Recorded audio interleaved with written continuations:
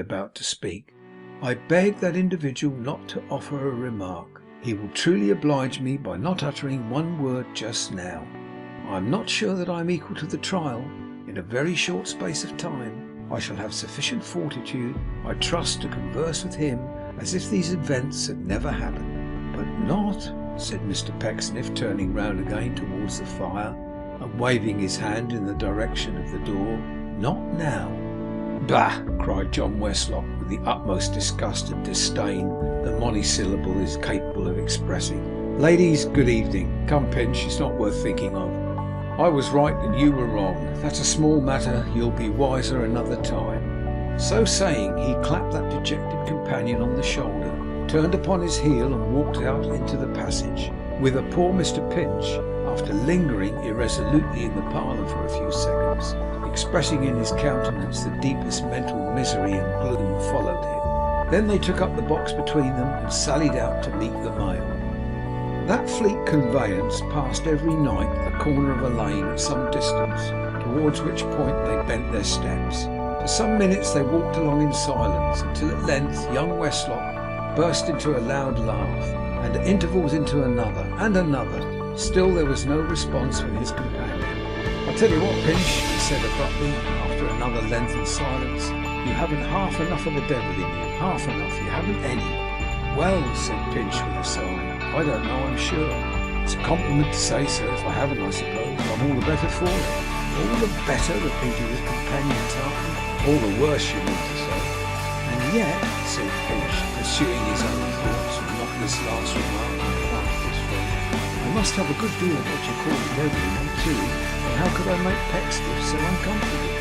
I wouldn't have occasioned him so much distress. Don't laugh, please. For a mine of money, and heaven knows I can find good use for it too, John." How grieved he was. "He? Grieved?" returned the other. "Why, didn't you observe that the tears were almost starting out of his eyes?" cried Pinch. "Bless my soul, John, is it nothing to see a man moved to that extent, and know oneself to be the cause? Did you hear him say that he could have shed his blood for me?" "You want any blood shed for you?" returned his friend with considerable irritation. "Does he shed anything for you that you do want? Does he shed employment for you, instruction for you, pocket money for you? Does he shed even legs of mutton for you in any decent proportion to potatoes and garden stuff?" "I'm afraid," said Pinch, sighing again, "that I am a great eater. I can't disguise from myself that I'm a great eater. Now you know that, John."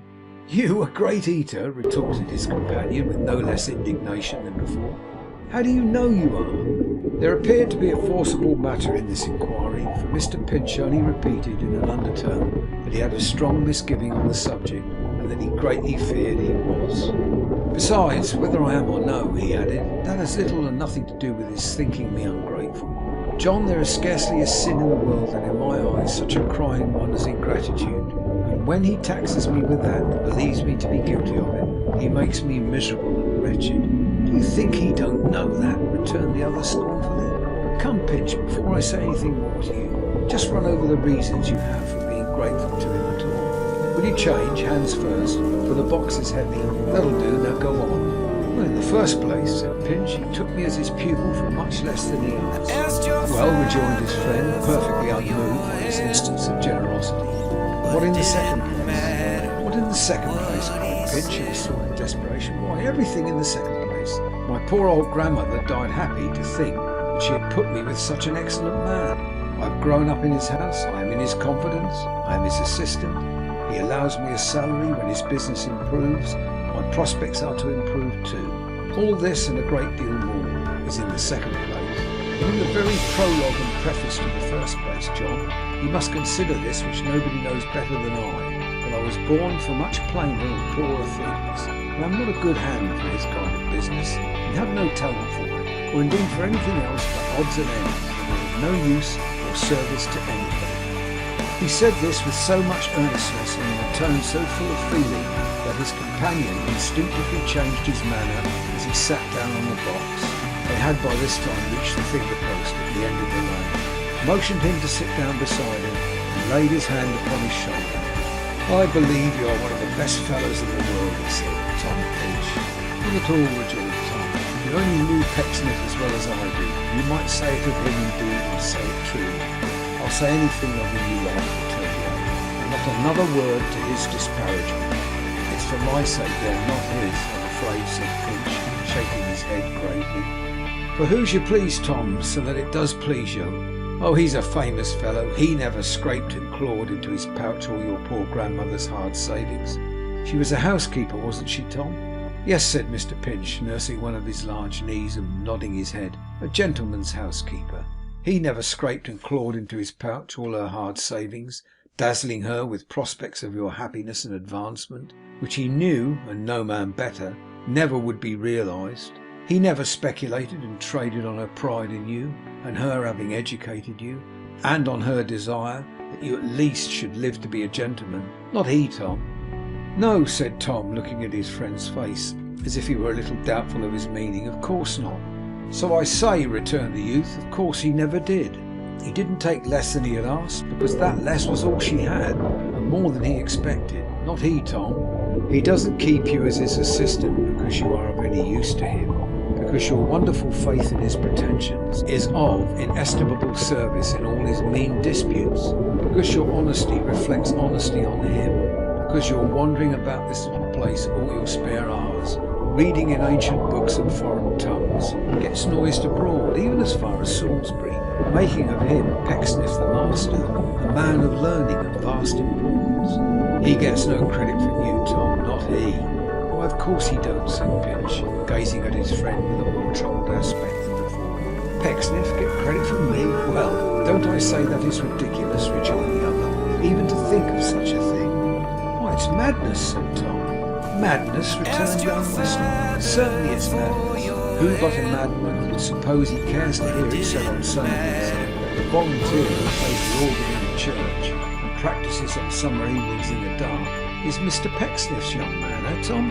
Who but a madman would suppose it is the game of such a man as he to have his name in everybody's mouth, connected with 1,000 useless odds and ends you do, and which of course he taught you, eh, Tom? Who but a madman would suppose you advertised him hereabouts, much cheaper, much better than a chalker on the world's good, eh, Tom? As well might one suppose that he doesn't on all occasions pour out his whole heart and soul to you, but he doesn't make you a very liberal and indeed rather an extravagant allowance. Or, to be more wild and monstrous still, if that be possible, as well might one suppose, and here at every word struck him lightly on the breast, that Pecksniff traded in your nature, that your nature is to be timid and distrustful of yourself, and trustful of all other men, but most of all of him who least deserves it. There would be madness, Tom. Mr. Pinch had listened to all this with looks of bewilderment, which seemed to be in part occasioned by the matter of his companion's speech, and in part by his rapid and vehement manner. Now that he had come to a close, he drew a very long breath, and gazing wistfully in his face as if he were unable to settle in his own mind what expression it wore, and were desirous to draw from it as good a clue to his real meaning as it was possible to obtain in the dark, was about to answer when the sound of the mail guard's horn came cheerily upon their ears, putting an immediate end to the conference, greatly as it seemed to the satisfaction of the younger man, who jumped up briskly and gave his hand to his companion. Both hands, Tom. I shall write to you from London, mind. Yes, said Pinch. Yes, do, please. Goodbye, goodbye. I can hardly believe you're going. It seems now but yesterday that you came. Goodbye, my dear old fellow. John Westlock returned his parting words with no less heartiness of manner, and sprung up into his seat upon the roof. Off went the mail at a canter down the dark road, the lamps gleaming brightly, and the horn awakening all the echoes far and wide. Go your ways, said Pinch, apostrophising the coach.